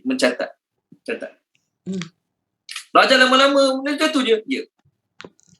Tuan-tuan dan puan-puan, orang Islam tahu tak Allah Ta'ala Maha mengetahui? Semua tahu. Orang Islam tahu tak Allah Ta'ala Maha mendengar? Semua tahu. Dan orang Islam tahu tak Allah Ta'ala mencatat setiap amal perbuatan? Semua tahu. Tak ada orang Islam tak tahu. Betul kan? Tapi dalam ramai yang tahu tu, ada tak yang masih buat dosa ketika mana orang tak nampak? Ada tak yang masih buat maksiat masa orang tak tahu? Ada tak yang masih mengeluarkan kata-kata tak baik ketika pada orang yang dia nak sampaikan kata-kata tak baik tersebut? Ramai. Kerana apa? Mereka hanya tahu Allah Ta'ala Maha mengetahui. Sifat Allah Ta'ala Maha mengetahui tak masuk lagi dalam hati tu. Tak masuk dalam hati tu. Jadi ilmu tasawuf, dia nak buat 4 perkara tadi tu. Allah Maha mendengar, Allah Ta'ala Maha melihat, Allah Ta'ala Maha mengetahui, Allah Ta'ala mencatat, masuk dalam hati. Orang yang ada hakikat 4 sifatnya dalam diri dia, dalam hati dia, dia tak berani nak buat dosa maksiat walaupun satu. Sama sebagaimana depan orang ramai, saya depan tuan-tuan, berani saya nak buat benda dosa maksiat. Malu saya kalau tuan-tuan tahu saya buat dosa maksiat. Jadi depan tuan-tuan dan puan-puan, saya takkan buat satu dosa dan kesalahan pun. Betul? Macam itulah juga orang yang ada 4 sifat tadi dalam diri dia akan merasakan setiap masa dia dilihat. Setiap masa ada orang tahu apa dia buat. Setiap masa apa amalan dia semua akan dicatat. Dia orang yang ada 4 sifat ni, mereka takkan berani nak buat dosa walaupun satu saat. Itu yang belajar ilmu tasawuf. Kita sekarang belajar ilmu, kita panggil sekadar untuk tahu, dapat fakta je. Tapi ilmu tasawuf mereka menekankan 4 perkara ni. Duk cakap benda tu. Duk cakap benda yang sama berhari-hari. Agar benda tu masuk dalam hati. Bila 4 perkara dia masuk dalam hati, pergilah kat mana saja. Orang ramai, orang tak ramai. Tempat yang senang buat maksiat, dia tetap memilih untuk tak nak buat. Kat sini dia malu, orang suruh nampak dia buat maksiat. Kat sini dia malu, rakan Sofi nampak dia buat maksiat. Contoh. Jadi dia pergi luar negara jauh sikit buat maksiat. Tak ada orang nampak. Betul kan? Ini tandanya dia belum masuk lagi dalam hati keyakinan Allah Ta'ala Maha mengetahui, Allah Ta'ala Maha melihat. Jadi tuan-tuan dan puan-puan, antara cara nak muhasabah diri apa dia tahu? Sebelum tidur, kita cakap pada diri kita, wahai Huzaifah, Allah dengar setiap kata-kata engkau. Wahai Huzaifah, Allah lihat setiap perbuatan amalan-amalan kau. Wahai Huzaifah, Allah tahu setiap amalan perbuatan kau. Dan ingat, setiap apa yang kau buat, walaupun orang tak nampak, orang tak tahu, tak ada seorang pun tahu, isteri kau pun tak tahu, yakinlah semua itu dicatat oleh Allah Subhanahu Wa Taala. Cakap pada diri sendiri setiap malam. Ini antara salah satulah dalam pengajian tasawuf. Suruh cakap pada diri sendiri 4 perkara ni. Apa tujuan dia? Bila masuk dalam hati Allah melihat, mengetahui, mendengar, kita akan senang untuk menjauhkan dosa maksiat. Sama sebagaimana kita malu nak buat dosa depan orang ramai sekarang. Kita depan orang ramai malu buat dosa. Tapi masa sorang-sorang tak rasa takut buat dosa. Sebab apa? Orang tak nampak. Sebab apa? Orang tak nampak. Sedangkan kita tahu Allah Ta'ala Maha melihat. Tapi kita belum sampai tahap keyakinan yang tinggi tersebut. Okey, baik. Alhamdulillah selesai surah Al-Ikhlas. Kita masuk sikit je muqaddimah surah Al-Falaq. Boleh tak? Kita masuk sikit je muqaddimah surah Al-Falaq. Kita tinggal 2 surah je lagi. Al-Falaq dan dia. Ustaz, minta maaf Ustaz. Saya nak orang setengah banyak orang tanya soalan macam ni, tapi kalau soalan saya ni tak betul, minta maaf lah. Kalau argument dia siapa buat bumi kita kalau bukan Allah, soal dia kemukakan siapa buat Allah pula. Ya. Tak maaf lah, betul ke tak betul atau saya tanya tu.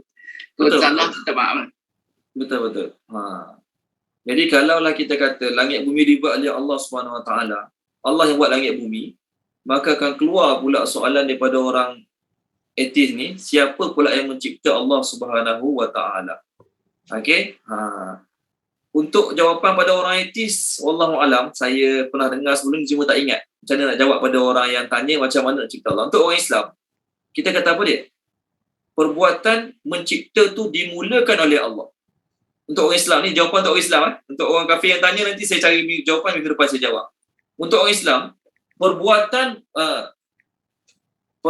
memulakan penciptaan tu adalah Allah. Boleh tak buka balik muka surat muka surat 140 tadi? Boleh tak? 140 ayat bawah sekali. Semua tengok. Tadi sahabat kita dah baca dah. 140 ayat bawah sekali tadi. Semua buka kalau boleh. Ayat tu berbunyi Badi'us samawati wal ard. Betul kan? Muka surat 140 ayat bawah sekali tadi. Betul. Badi'us samawati wal ard. Boleh? Tolong baca terjemah dia puan ni, boleh? Puan ni tolong baca terjemah dia. 140 bawah sekali tu ayat berapa tu? Tadi tak ingat dah. 101. 101. Tolong terjemah. Dia Allah pencipta langit dan bumi. Bagaimana mungkin dia mempunyai anak padahal dia tidak mempunyai isteri? Dia menciptakan segala sesuatu dan dia mengetahui segala sesuatu. Okey, terjemah Puan Nik betul, saya tak kata salah. Cuma bagi saya kurang lengkap terjemah tu. Ada tak lain sikit siapa punya terjemah? Ada tak siapa punya terjemah lain sikit? Tak apa. Tuan-tuan dan puan-puan, mencipta bahasa Arab. Khalaqa mencipta, betul kan? Mencipta bahasa Arab khalaqa. Cuma kat sini tak ada perkataan khalaqa. Kat sini perkataan apa? Badi'. Kalau mencipta khalaqa, kita tahu mencipta bahasa Arab khalaqa. Banyak lagi lah perkataan mencipta bahasa Arab. Cuma kat sini badi'. Badal ain ya, badi'. Tahu tak badi' ni mana apa? Tuan-tuan pernah dengar perkataan bid'ah? Bid'ah atau bid'ah? Oh, bid'ah, ni bid'ah, ni bid'ah, ni bid'ah. Apa maksud bid'ah? Dulu tak ada, sekarang baru ada. Betul kan? Itu maksud bid'ah. Dulu tak ada, sekarang baru ada. Itu bid'ah. Jadi badi' ni, terjemah dia mencipta. Terjemah paling tepat bagi badi' ialah yang mula-mula mencipta. Terjemah paling tepat adalah yang mula-mula mencipta. Jadi, tuan-tuan dan puan-puan, perkataan mencipta, perbuatan mencipta tu ada selepas Allah ada. Selepas Allah ada, barulah ada perbuatan mencipta. Maksudnya, sebelum Allah tak ada perbuatan mencipta. Jadi bila sebelum Allah tidak ada perbuatan mencipta, layak tak soalan, siapa cipta Allah? Itu jawapan saya untuk orang Islam tu. Jelas eh? Oleh kerana badi' tu ialah yang mula-mula mencipta. Maksudnya, sebelum Allah, tiada siapa pernah mencipta. Sebab Allah lah yang mula-mula mencipta. Itu maksud badi'. Badi' tu berasal pada perkataan bid'ah. Bid'ah ni benda baru. Maksud benda baru dulu tak ada, sekarang baru ada. So, bila perbuatan mencipta tu ada setelah Allah ada, jadi soalan siapa ciptakan Allah tak sesuai. Okey, boleh tuan? Ini untuk orang Islam. Ada pun untuk orang bukan Islam, untuk jawab bagi mereka puas hati tu, ni saya cari balik jawapan dia. Saya pernah dengar soalan tu. Saya pernah dengar soalan tu. Pernah bincang soalan tu, dah lama tak ingat dah. Kalau Allah ciptakan langit bumi, siapa pula cipta Allah? Jadi untuk orang Islam, jawapan dia ialah tak mungkin ada pencipta bagi Allah, kerana perbuatan mencipta tu baru ada setelah Allah Ta'ala ada. Jadi nak tanya soalan siapa cipta Allah tak sesuai. Boleh? Okey, baik. Terima kasih Tun. Ingatkan saya juga. Ya Badi' ke Ustaz? Ya Badi'. Yes, Ya Badi'. Nama Allah. Ya Badi' nama Allah yang mencipta. Okey. Alright. Okey, baik. Surah Al-Falaq adalah surah yang ke-113. Surah Al-Falaq adalah surah yang ke-113. Surah ini adalah surah yang ke-20 diturunkan setelah surah Al-Fil. Walaupun ramai kata surah ini surah Madaniyah, tapi jumhur mengatakan surah ini adalah surah Makkiyah. Surah ini adalah surah Makkiyah. Surah ini mengandungi 5 ayat. Surah ini mengandungi 5 ayat dan mengandungi 23 patah perkataan. 23 patah perkataan. Okey, baik. Pertama, saya nak bincang, kenapa antara surah Al-Falaq dengan surah An-Nas? Isi surah Al-Falaq dengan surah An-Nas sama dari sudut kedua-duanya minta perlindungan. Tiga-tiga surah ni, Al-Falaq, Al-Ikhlas, An-Nas dipanggil Al-Mu'awwizata, Al-Mu'awwizat. Tiga-tiga surah, okey. Tiga-tiga surah, Al-Ikhlas, Al-Falaq dan juga An-Nas dipanggil Al-Mu'awwizat. Alif Lam Mim Ain Waw Zal Alif Ta. Apa tema Al-Mu'awwizat? Surah minta perlindungan. Itu maksud Al-Mu'awwizat, surah minta perlindungan. Mu'awwizat, surah minta perlindungan. Okey. Nabi SAW selalu berdoa pada Allah agar melindungi Nabi daripada bahaya jin, syaitan, manusia. Macam-macam doa Nabi baca.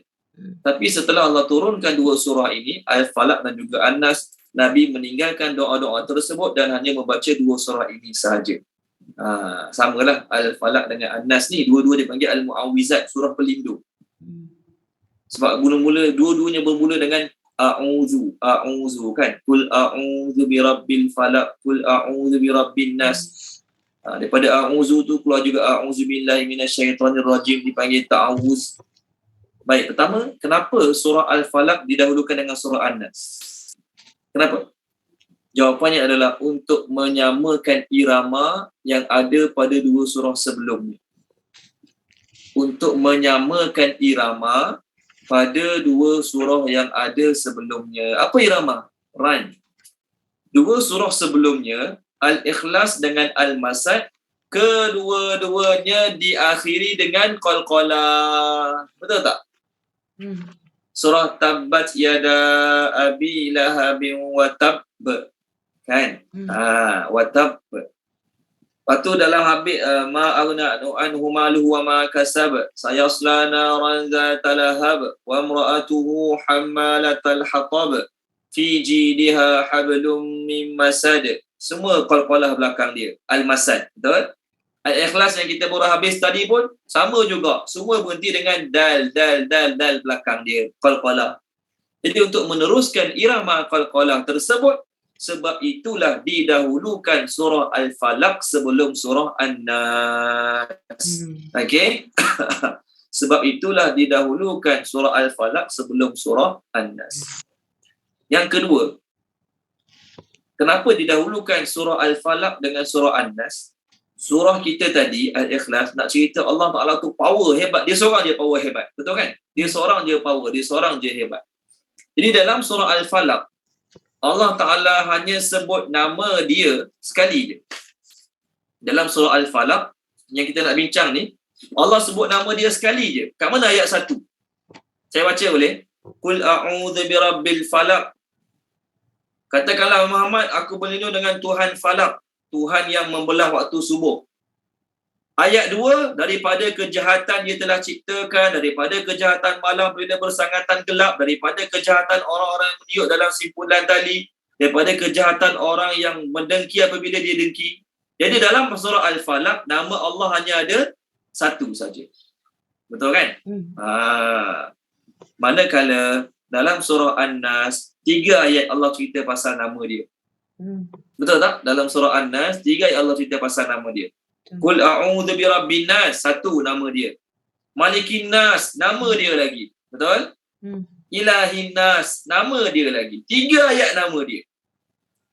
Jadi tuan-tuan nampak tak apa beza Al-Falaq dengan An-Nas? Bezanya ialah Al-Falaq, satu nama Tuhan, digunakan untuk minta lindung daripada 4 perkara.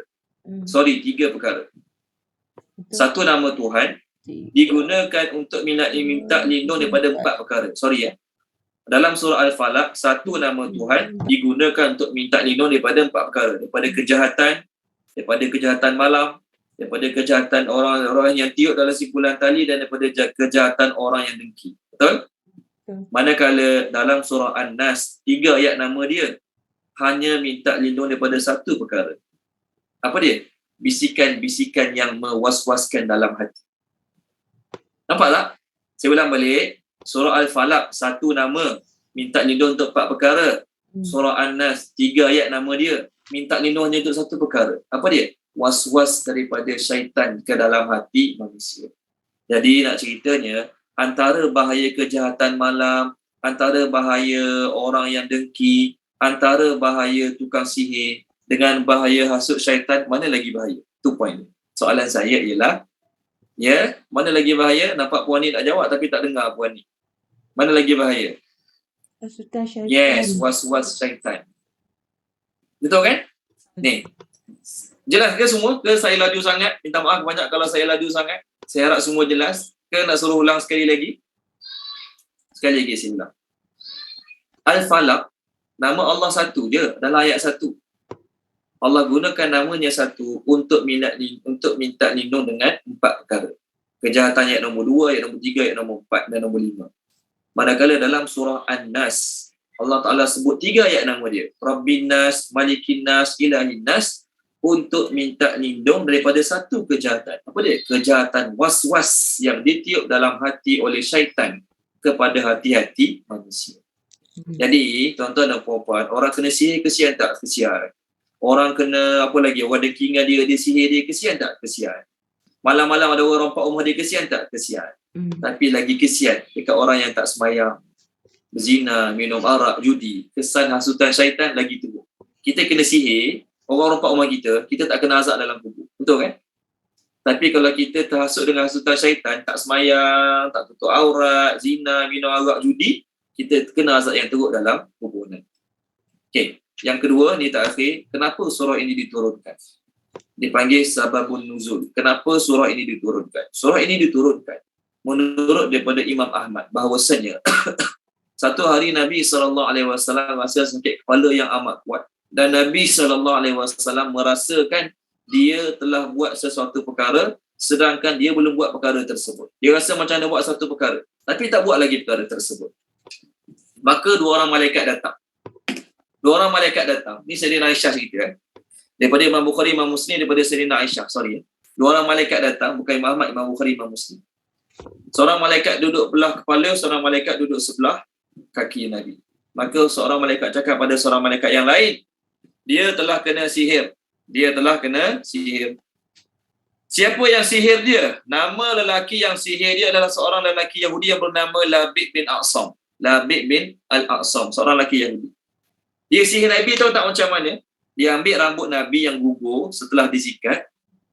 Dia ambil tali busur panah dan juga mayang kurma. Dia ambil rambut Nabi, mayang kurma, tali busur panah, dicocok dengan jarum, dia ikat rambut Nabi tersebut dengan 11 ikatan. Dia ikat rambut Nabi dengan 11 ikatan, lalu dicampak dalam perigi. Maka Nabi SAW menghadapi sakit kena sihir. Cuma tak adalah teruk sangat sampai meracau, cakap berapu, tak ada. Sakit, Nabi rasa sakit. Jadi Nabi pun boleh kena sihir. Ustaz biasa macam kita lagilah boleh kena sihir je. Lalu Allah turunkan dua surah ni mengandungi 11 ayat. Surah Al-Falaq 5 ayat. Surah Al-Falaq 6 ayat. Surah An-Nas, terbalik pula dah. Surah Al-Falaq 5 ayat, surah An-Nas 6 ayat. Jadi 5 campur 6, 11 ayat. Bila 11 ayat, setiap kali Nabi baca, terbuka satu ikatan. Nabi habis baca, maka Nabi sihat seperti sedia kala. Sayyidina Aisyah radhiyallahu kata, Nabi SAW sebelum tidur, nah ini kita kena buat malam ni insya-Allah ya, ni adab tidur. Kita buat malam ni. Sebelum tidur Nabi akan baca 3 kul ni. Kul wallahu ahad, kul a'udzu birabbil falaq dan kul a'udzu birabbin nas. Nabi akan hembus pada tapak tangan dan Nabi akan sapu kat kepala dia, bahagian depan badan dan seluruh bahagian badan yang Nabi mampu sentuh. Nabi buat 3 kali. Apa tujuannya? Untuk melindungi daripada kejahatan malam, kejahatan orang dengki, kejahatan jin, syaitan dan sebagainya.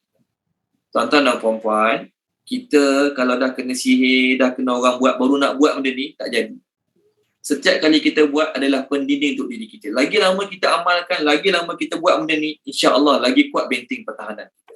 Masalahnya tahu tak apa dia? Masalahnya dah kena sihir, dah kena orang buat jahat, baru tanya kita. Nak buat macam mana Ustaz dah kena sihir?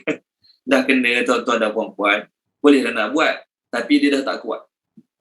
Cara nak kuat, sekarang dah jadikan amalan. Pertama, kita buat untuk sunnah Nabi. Niat sebagai sunnah Nabi, ada orang sihir ke, tak ada orang sihir ke, kita tak dapat pahala sunnah. Tidur kita jadi ibadat. Yang kedua, kalau ada orang sihir ke, orang cuba nak buat benda tak baik, kita akan terlindung dengan 2 surah tersebut. Dipanggil surah Al-Mu'awwizatan.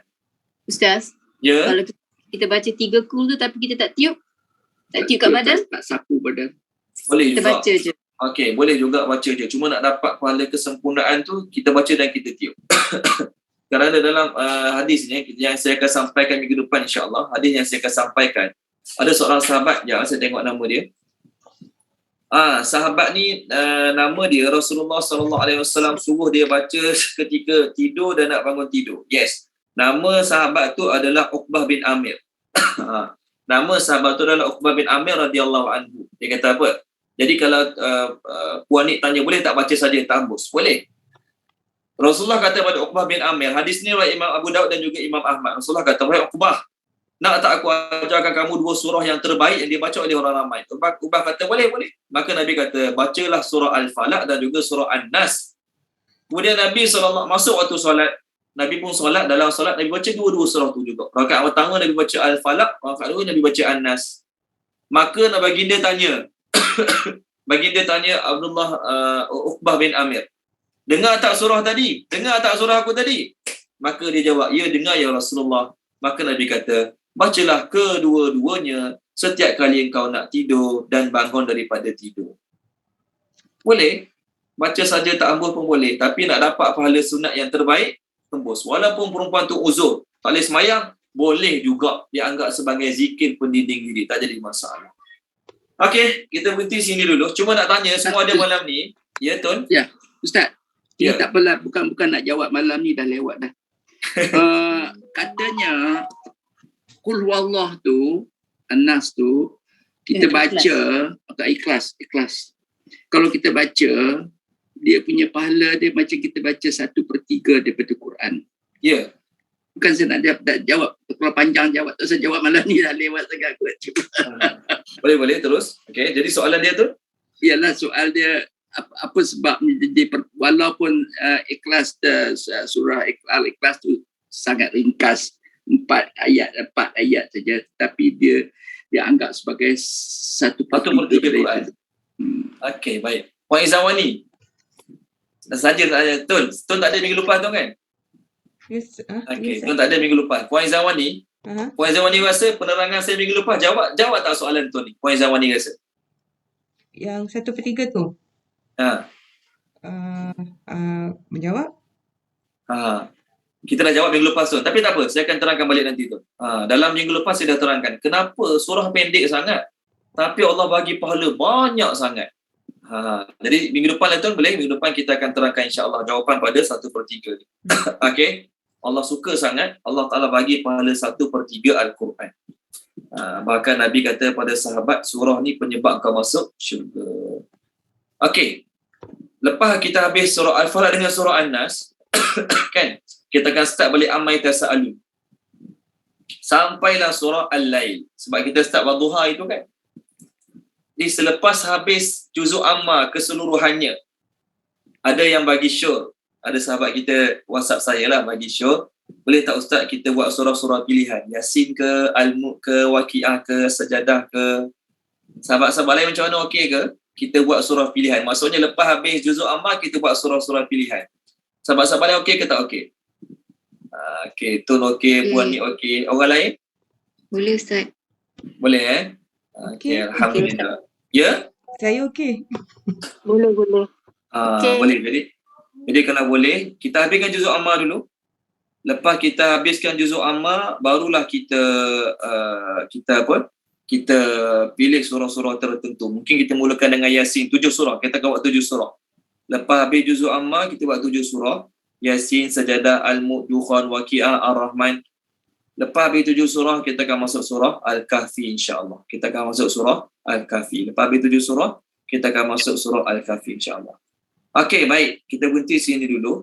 Sebelum kita berhenti, ada beberapa orang sahabat kita malam ni.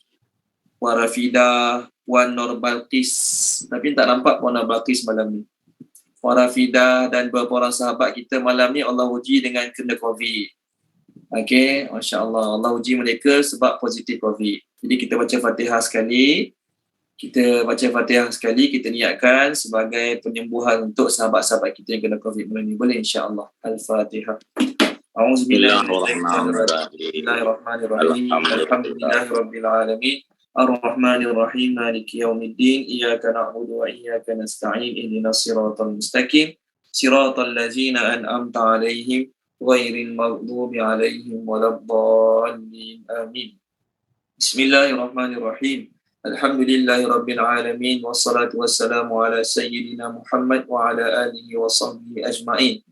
Ya awwalal awwalin ya akhiral akhirin ya zal quwwatil matin ya rahimal masakin ya arhamar rahimin. Allahumma rabbana zalamna anfusana wa illam taghfir lana wa tarhamna lanakunanna minal khasirin. Allahumma yassir jami'a umurina fid dunya wal akhirah. Allahumma inna nas'aluka al-'afwa wal 'afiyah fid dunya wal akhirah. Allahumma rabban nas adhibil ba'sa washfi anta syafi la shifaa'a illa shifaa'uk shifaa'an la yughadiru saqama. Allahumma shfi Puan Rafidah, Allahumma shfi Puan Nur Balqis wa usratihima. Allahumma shfihim anta syafi la shifaa'a illa shifaa'uk shifaa'an la yughadiru saqama. Allahumma shfi mardana wa mardal muslimin. Allahumma a'izna min kulli syarri ma khalaqta. Allahumma na'udzu bi kalimatillahi tammati min syarri ma khalaq. Allahumma rzuqna as-sihhata was-salamah wal 'afwa wal 'afiyah fid dunya wal akhirah. Allah manfa'na bima 'allamtana wa 'allimna ma yanfa'una wa zidna ilma walhamdulillahi rabbil alamin. Terima kasih banyak semua. Assalamualaikum. Jumpa lagi minggu depan insya-Allah. Terima kasih semua. Assalamualaikum Ustaz. Sama-sama. Waalaikumsalam. Assalamualaikum. Sama-sama. Waalaikumsalam. Sama-sama. Jumpa lagi insya-Allah.